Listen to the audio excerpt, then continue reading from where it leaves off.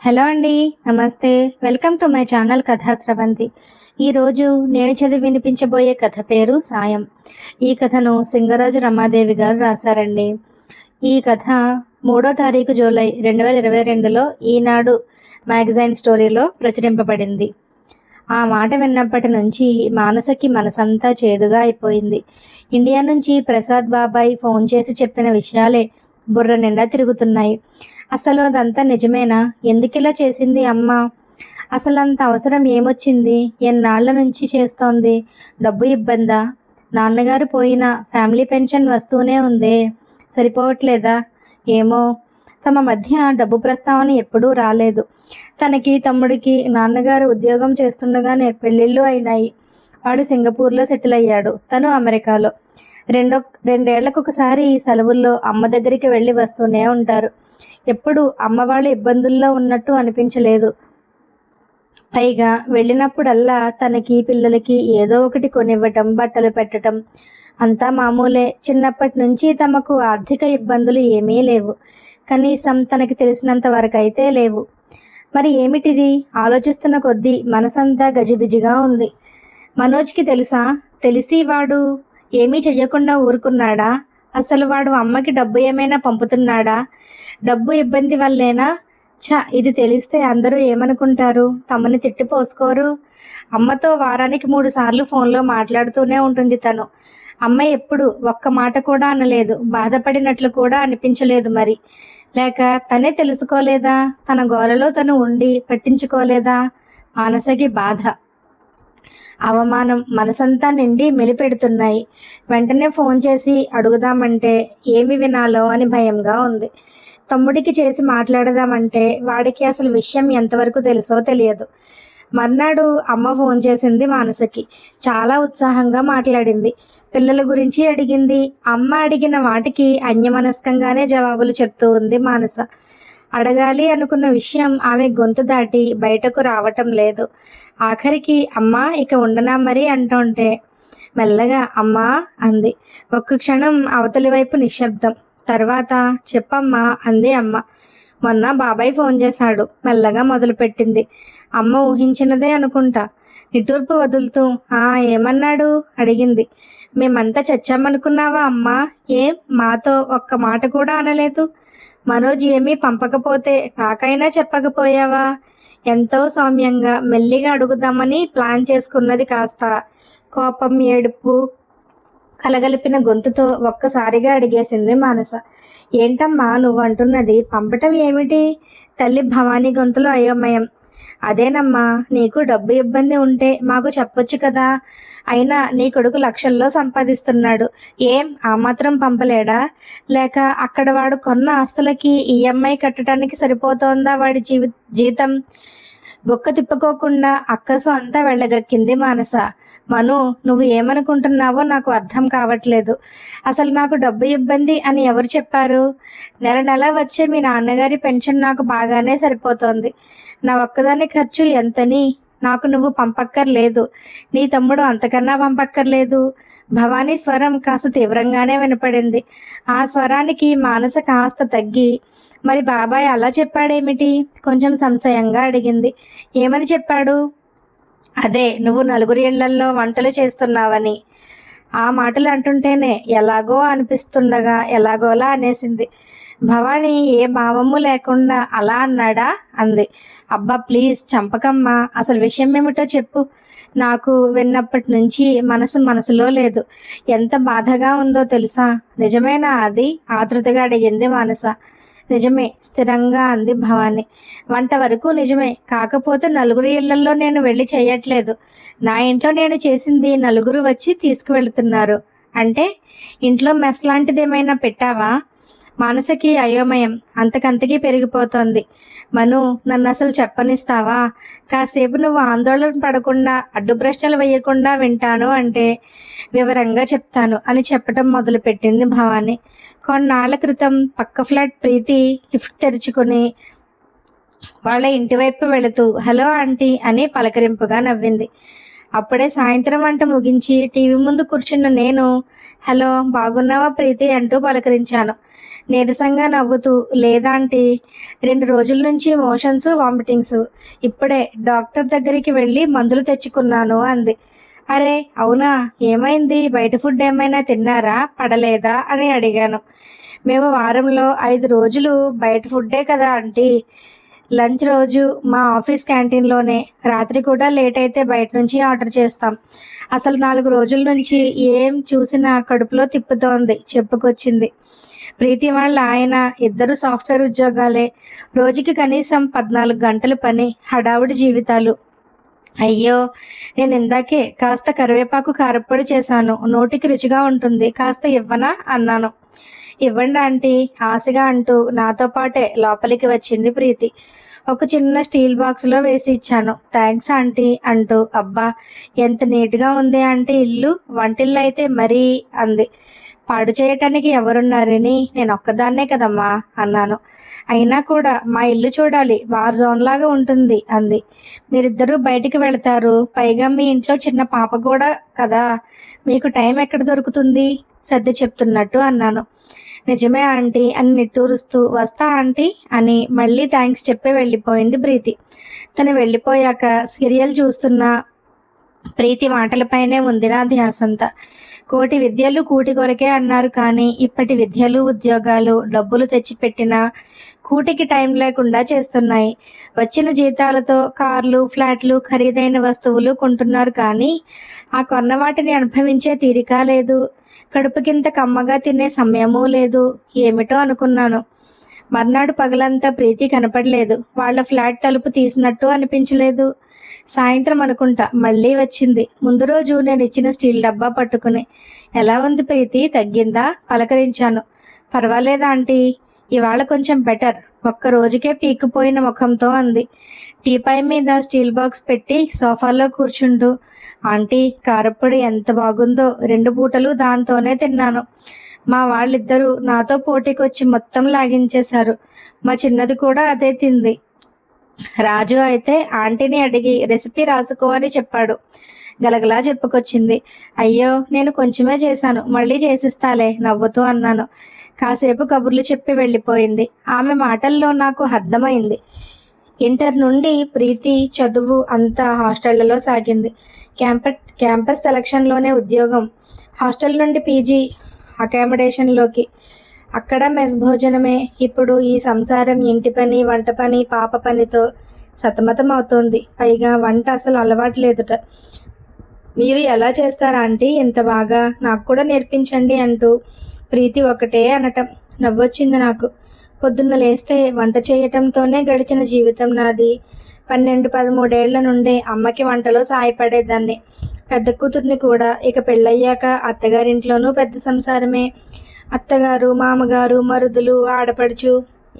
ఈయన పెద్ద అవటంతో అందరి పెళ్ళిళ్ళు మా తర్వాతే అయినాయి. పెద్ద కోడలిగా బాధ్యతలు బాగానే ఉండేవి. పైగా అందరూ భోజన ప్రియులు. అంతమంది ఇష్టాయిష్టాలు గమనిస్తూ ఎక్కువ రకాలే వండాల్సి వచ్చేది. అలా అవసరం కొద్దీ వంట బాగా అలవాటైపోయింది. తిన్నవాళ్ళందరూ కూడా నా వంట అద్భుతంగా ఉందని మెచ్చుకునేవారు. నేను వంట ఆసక్తిగా చేసేదాన్ని. మరుదులు, ఆడపడుచుల పెళ్ళిళ్ళు అయిపోయి వెళ్లేలోపు మాకు పిల్లలు పుట్టడం వెరసి, కుటుంబ సభ్యుల సంఖ్య దాదాపు మళ్ళీ అంతే. ఇక పిల్లలు పెద్దయ్యి వాళ్ళ పెళ్ళిళ్ళు, పురుళ్ళు, పుణ్యాలు. ఏనాడు వంటింటికి నాకు రెస్ట్ ఉండేది కాదు. అలాంటిది పిల్లలు ఫారెన్లో సెటిల్ అవ్వటం 1.5 ఏళ్ల క్రితం ఈయన పోవటంతో ఇన్నాళ్ళకి ఇలా ఒంటరిగా ఒక్కదానికి వండుకోవలసి వస్తోంది. నిట్టూర్పుతో ఆలోచనలు కట్టిపెట్టి లేచాను. మర్నాడు కాస్త నిమ్మకాయ ఊరగాయ తీసి చక్కగా పోపు వేసి మంచి మిరియాల చారు పెట్టి 2 తీసుకువెళ్ళి ప్రీతికి ఇచ్చాను. తెగ ఆనందపడిపోయారు వాళ్ళు. ఒక్కదానికి వండుకోవటానికి ఆసక్తి లేక ఏదో ఇంత ఉడకేసుకుని తింటున్నాను. నాకు వాళ్ళకి అలా వండి ఇవ్వటం, వాళ్ళు దానిని పరమానందంగా తినటం ఎంతో తృప్తినిచ్చింది. నేను ఆ వేళ తృప్తిగా తిన్నాను. అలా వారంలో 1-2 సార్లు వాళ్ళకి ఏదో ఒకటి చేసి ఇవ్వటం అలవాటు అయింది. వాళ్ళ చిన్నది ఈరా కూడా, అమ్మమ్మ ఇవాళ ఏం చేశావు, చారు పెట్టవా అంటూ మన ఇంట్లోనే తిరగటం మొదలుపెట్టింది. ఇంతలో ప్రీతి ఒకరోజు ఒక శుభవార్త చెప్పింది. తను మళ్ళీ తల్లి కాబోతోందట. నేను సంతోషపడి ఏం తినాలన్న కోరిక కలిగినా మొహమాట పడకుండా నాకు చెప్పమన్నాను. ప్రీతి వాళ్ళమ్మ అప్పుడు ఆస్ట్రేలియాలో ఉంది. ప్రీతి చెల్లెలు మొదటి కాన్పు కోసమని. తను చెమర్చిన కళ్ళతో అలాగే aunty, thank you so much అంది. కానీ అనుకోకుండా తనకు తర్వాతి నెలలో వచ్చిన కొన్ని కాంప్లికేషన్స్తో ఒక 2 నెలలు జాగ్రత్తగా ఉండాలి అన్నారు. బెడ్ రెస్ట్ తీసుకోమన్నారు. వాళ్ళకి ఇంకా ఇబ్బంది అయింది. వంటరాని ఆ అబ్బాయి తిప్పలు పెడుతూ ఉండటం, కుదరని రోజు బయట తేవటం, అది ఆ అమ్మాయికి సహించక తినకపోవటం, ఇలా వాళ్ళ తిప్పలు చూసి నా వంటతో పాటు మీకు కూడా చేసి పెడతా కొద్ది రోజులు, మీరు అవస్థ పడకండి అన్నాను. ఓహో బాగుందమ్మా, వాళ్ళకి ఫ్రీగా చాకరీ చేసి పెడుతున్నామన్నమాట. మధ్యలో ఆపి మానస ఉక్రోషంగా అంది. ఆగు, మొత్తం విను అంటూ చెప్పబోయిన భవానీతో, బబ్లూని స్కూల్ నుంచి తీసుకువచ్చే టైం అయిందమ్మా, తర్వాత మాట్లాడదాం అని ఫోన్ పెట్టేసింది మానస. ఫోన్ పెట్టేసిన భవానీ మనసులో అవే ఆలోచనలు కొనసాగాయి. నిజానికి ప్రీతి వాళ్ళు చాలా మొహమాట పడిపోయారు. వద్దండి, పెద్దవాళ్ళు, మిమ్మల్ని ఇబ్బంది పెట్టలేం అన్నారు. తనే పెద్దదాన్ని, నాకు ఒక్కదానికే పని లేక బోర్ కొడుతోంది అంటూ మొత్తానికి ఒప్పించింది. కానీ సరుకులు కూరగాయలు అన్నీ మేమే తెచ్చి పెడతాం, ప్లీజ్ కాదనకూడదు అన్నారు. తను కొంత తర్జన భర్జన తర్వాత సరేనంది. అలా మొదలుపెట్టిన తన సాయం తమ మధ్య ఒక అనుబంధంగా అయిపోయింది. కాస్త కుదుటపడ్డ ప్రీతి రోజు వచ్చి కూర్చుని కబుర్లు చెబుతూ మర్నాటికి కావలసిన కూరగాయలు తరిగి పెట్టేది. ఈరా అక్కడే కూర్చుని హోంవర్క్ చేసుకునేది. తన ఒంటరితనము నిర్లిప్తత వదిలిపోయి ఉత్సాహంగా అనిపించసాగింది. రోజుకి కొత్త రకం చేస్తూ ఈరాని పరుస్తూ ఉండేది. ఆంటీ, మీరు మమ్మల్ని బాగా స్పాయిల్ చేసేశారు, ఇక మిమ్మల్ని వదలం అనేవాడు రాజు. ఇది చూసిన కింద ఫ్లోర్ శ్రేయ, ఆంటీ నాకు వంట నేర్పించండి ప్లీజ్ ఆంటీ, మీ దగ్గర అసిస్టెంట్గా ఉంటా అంటూ తమతో కలిసింది. వాళ్ళ ఇంట్లో కూడా ముగ్గురే, శ్రేయ ప్రీతి ఇద్దరూ చేరి ఒక వారం పాటు రకరకాలుగా నచ్చజెప్పి నేను చేస్తున్న సాయానికి ప్రతిఫలం ఉండాల్సిందే అంటూ బలవంతాన తన అకౌంట్లో నెలకింత అని వాళ్లే డబ్బులు వేయటం మొదలుపెట్టారు. తను ససేమిరా వద్దంది. నేను కేవలం ఒక మనిషిగా సాయం చేస్తున్నాను, దానికి వెలకట్టొద్దు అంది. ఆంటీ, మీ టాలెంట్ మీకు తెలీదు, దానికి మేము అస్సలు వెలకట్టలేం, ఇది మా గురుదక్షిణ అనుకోండి అన్నారు వాళ్ళు. మేము ఆఫీస్లో వర్క్ చేస్తే శాలరీ వస్తుంది, ఇంటి పనికి మాత్రం వాల్యూ ఎందుకు లేదు? ఉండాలి ఆంటీ, మీ శ్రమని ఎవరు ఎక్స్‌ప్లాయిట్ చెయ్యకూడదు అంది ప్రీతి. నాకు వాళ్ళ మాటలు కొత్తగా అనిపించిన ఆలోచనలో పడేశాయి. రోజు సాయంత్రం ఇద్దరూ వచ్చి పాపం కబుర్లు చెబుతూ మర్నాడు వంటకి కావలసిన కూరలు తరిగి టిఫిన్కి పిండి ఏదైనా రుబ్బాల్సింది ఉంటే రుబ్బి అన్నీ రెడీగా పెట్టి వెళ్ళేవాళ్ళు. ప్రీతిని వద్దని శ్రేయనే ఎక్కువగా చేసేది. శ్రేయ కూతురు పింకీ వాళ్ళ ఇంట్లో ఉన్న బ్లాక్ బోర్డ్ ఒకటి తెచ్చి గోడకి తగిలించింది. ఈరా తను కలిసి దాని మీద టుడేస్ మెనూ అని రాసి దాని కింద ఆ రోజు వంటకాలన్నీ రాసి పెట్టేవాళ్ళు. పక్కనే ఆ కాయగూర బొమ్మలు గీసేవాళ్ళు. ఇద్దరూ చిన్నవాళ్లే. ఒక్కొక్క వంటకి వాళ్ళు ఇంగ్లీష్లో రాసే స్పెల్లింగ్స్ చూసి మేము తెగ నవ్వుకుంటూ ఉండేవాళ్ళం. వాళ్ళు 4 నెలలుగా డబ్బులు అకౌంట్లో వేస్తున్నా ఎందుకో తీయబుద్ధి కాలేదు. అకౌంట్లో బ్యాలెన్స్ చూసుకుంటే ఎంత చిత్రంగా ఉద్వేగంగా అనిపించిందో. నా జీవితంలో మొట్టమొదటి సంపాదన, 60 ఏళ్ల వయసులో అచ్చంగా నాదే అన్న డబ్బు. ఎందుకో తెలీదు, కొంత గిల్టీ కూడా అనిపించింది. పిల్లలకి ఇప్పటి వరకు ఏమీ చెప్పలేదు, కానీ ఇవాళ మనుతో ఇవన్నీ పంచుకున్నాక మనసు తేలికగా ఉంది. ఆలోచనల నుంచి తేరుకున్న భవానీ ఫోన్లో చెప్పలేకపోయిన ఈ విషయాలన్నీ వివరంగా రాసి మెయిల్ పెట్టింది మానసకి. మెయిల్ చదివిన మానస మర్నాడు తల్లికి ఫోన్ చేసింది. ఇదంతా మాతో ఒక్క మాట కూడా ఎందుకు అనలేదమ్మా నువ్వు? మానస మెల్లగా అడిగింది. ఈసారి ఆమె గొంతులో ఆక్షేపణ లేదు. భవానీ దీర్ఘంగా నిట్టూర్చింది. మీరు దీనికి ఎలా స్పందిస్తారో అర్థం కాలేదు. మాటల్లో చెబితే మీ బాబాయి అన్నట్టు చేసేది వంట పనే అయితే అసలు ఆ పనికైనా ఎందుకు అవమానపడాలి? సరైన రీతిలో అర్థం చేసుకుంటే అది ఒక ఉద్యోగమే. ఎక్కడో దూరాన ఉన్న మీకు ఈ నేపథ్యం అంతా చెబితే తప్ప అర్థం కాదు. అప్పుడు కూడా నచ్చకపోవచ్చు. మీ నాన్న ఉన్నప్పుడు కూడా నేను ఏది చెప్పాలన్నా 100 సార్లు రిహార్సల్స్ వేసుకుని చెప్పేదాన్ని. దేనికి కోపం వస్తుందో తెలిసేది కాదు. ఈ విషయం కూడా అందుకే మీకు చెప్పాలని ఎన్నోసార్లు నోటి చివరి వరకు వచ్చినా చెప్పలేదు, భవానీ మెల్లగా చెప్పింది. వింటున్న మానసని కొత్త ఆలోచనలు ఎన్నో ఒకేసారి ఉక్కిరి బిక్కిరి చేశాయి. అసలు అమ్మ వైపు నుండి ఎప్పుడైనా ఆలోచించామా? అమ్మగా కాకుండా ఒక వ్యక్తిగా తనని అర్థం చేసుకునే ప్రయత్నం చేశామా? పైగా బయట హోటళ్లలో, టీవీ షోస్, యూట్యూబ్లో షెఫ్స్కి ఇచ్చే గౌరవం వీళ్ళకి ఎందుకు ఇవ్వం? వంటలక్క అని ఎందుకు చులకన? మానస అంతరంగంలో ఎన్నో భావాలు, సందేహాలు. మానస ఏమీ అనకపోయేసరికి అవతల వైపు నుండి భవానీ హలో హలో అంటోంది. తేరుకున్న మానస తడబడుతున్న గొంతుతో, సారీ అమ్మా, నేను కూడా నిన్ను సరిగా అర్థం చేసుకోలేదు అని మళ్ళీ. కానీ అమ్మా, ఇంత ఎక్స్ట్రా పనితో నీ ఆరోగ్యం పాడైతే వాళ్ళు వచ్చి నీకు చేస్తారా? అప్పుడు ఎంత కష్టం? మానస సమాధాన పడలేకపోతోంది. ఇంకా నాకు మొదట్లో ఆ భయం వేసింది. కానీ చిత్రంగా ఈ పని మొదలెట్టాక నాకు నీరసం, నిర్లిప్తత వదిలిపోయి కొత్త ఓపిక వచ్చింది. ఇదివరకు పొద్దున్న లేచి ఏం చేసేదుందిలే అని బద్ధకంగా అనిపించిన నాకు ఇప్పుడు ఎప్పుడెప్పుడు లేద్దామా అనిపిస్తోంది. పైగా ఆ మధ్య ఒక 2 రోజులు నాకు కాస్త నలతగా ఉన్నప్పుడు శ్రేయ, ప్రీతి నా గురించి తీసుకున్న శ్రద్ధతో నాకు భయం కూడా పోయింది. వాళ్లే కారులో డాక్టర్ దగ్గరికి తీసుకువెళ్ళి చూపించి, ఆంటీ మీకు మీ కిచెన్కి కంప్లీట్ రెస్ట్ అంటూ బాగయ్యేదాకా వాళ్లే వండి తెచ్చి పెట్టి తోడుగా ఉన్నారు చెప్పింది భవాని. అవునా, నువ్వు మా దగ్గర చాలానే దాచావమ్మా నిష్ఠూరంగా అంది మానస. భవాని వెంటనే, అయ్యో మను, మీ నుంచి దాచాలని కాదు తల్లి, అంత దూరంలో ఉన్న మిమ్మల్ని ఇబ్బంది కానీ కంగారు కానీ పెట్టకూడదని మాత్రమే నొచ్చుకుంటూ అంది. కానీ ఒకందుకు సంతోషంగా ఉందమ్మా. నేను తమ్ముడు ఇద్దరం దగ్గరలో లేం. డాడీ పోయాక నువ్వు ఒంటరిగా ఎలా ఉంటున్నావో అన్న దిగులు ఉండేది. ఇప్పుడు నువ్వు ఇవన్నీ చెబుతుంటే హ్యాపీగా ఉందమ్మా. అసలు ఆ ప్రీతి శ్రేయ ఎవరో నేను కూడా చూడాలి, మాట్లాడాలి. అమ్మా, చెప్పాలంటే మా ప్లేస్ వాళ్ళు లాగేసుకున్నారు కదా, ఒకంత అసూయగా ఉంది అంది మానస.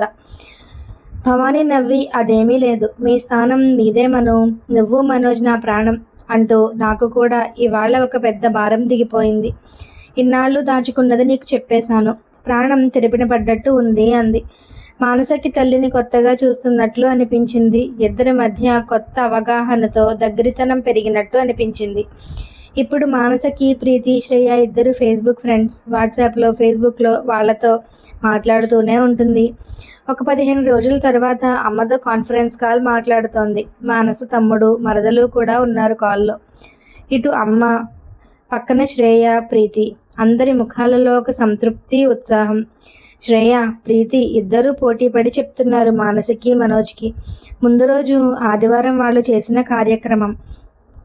ఆంటీ నిజంగా అన్నపూర్ణ, మా అందరికీ నిజంగా ఇన్స్పిరేషన్. అంకుల్ బర్త్ యానివర్సరీ సందర్భంగా మా ఇళ్ల దగ్గర బస్తీ వాళ్ళు మొత్తం 60 మందికి వండి పెట్టారు తెలుసా? ప్రీతి ఉత్సాహంగా చెప్తోంది. అది కూడా మొత్తం తన సొంత శాలరీ డబ్బుతో. శ్రేయ పక్క నుండి అందిస్తోంది. అమ్మ చిరునవ్వుతో వాళ్ళ మాటలు వింటూ, పాపం కిందటి ఏడాది ఈ లాక్డౌన్ వల్ల వాళ్ళకి చేతిలో పని లేదు, పైసలు లేవు, తినటానికి తిండి లేదు. అందుకే నాన్న పేరు చెప్పి వాళ్ళకి ఒక్క పూటైనా తిండి పెడదామని అనిపించింది. చెబుతున్న అమ్మ ముఖంలో బోలెడంత సంతృప్తి. గ్రేట్ అమ్మా, రియల్లీ గ్రేట్, ఉద్వేగంగా అంటున్నాడు మనోజ్. మేము ఇలా మొదలు పెట్టేసరికి అపార్ట్మెంట్లో చాలామంది మేము కూడా హెల్ప్ చేస్తామన్నారు. సో ఈ కార్యక్రమం ఎవ్రీ మంత్ చేద్దాం అనుకుంటున్నాం, ప్రీతి చెప్పింది. ఆంటీకి ఇక్కడ ఫ్యాన్స్, హెల్పర్స్ చాలామంది తయారయ్యారు. ఆంటీ సూపర్వైజ్ చేస్తే చాలు, మేము వండేస్తాం అంటున్నారు. శ్రేయ నవ్వుతూ చెప్తోంది.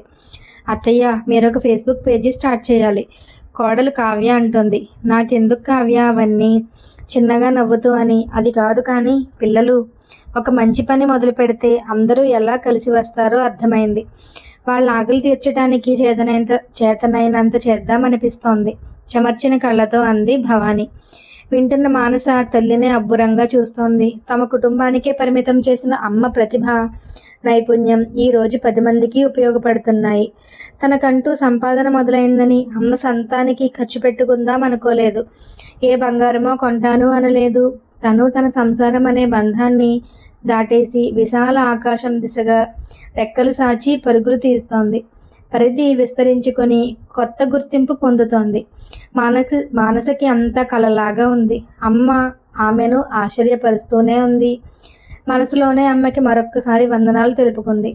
ఆ తరువాత వారానికి వచ్చిన మదర్స్ డే సందర్భంగా అమ్మ ఫోటో ఫేస్బుక్లో పోస్ట్ చేసిన Manasa, earning at the age of 60 and spending it how proud of you mom అని కామెంట్ పెట్టింది.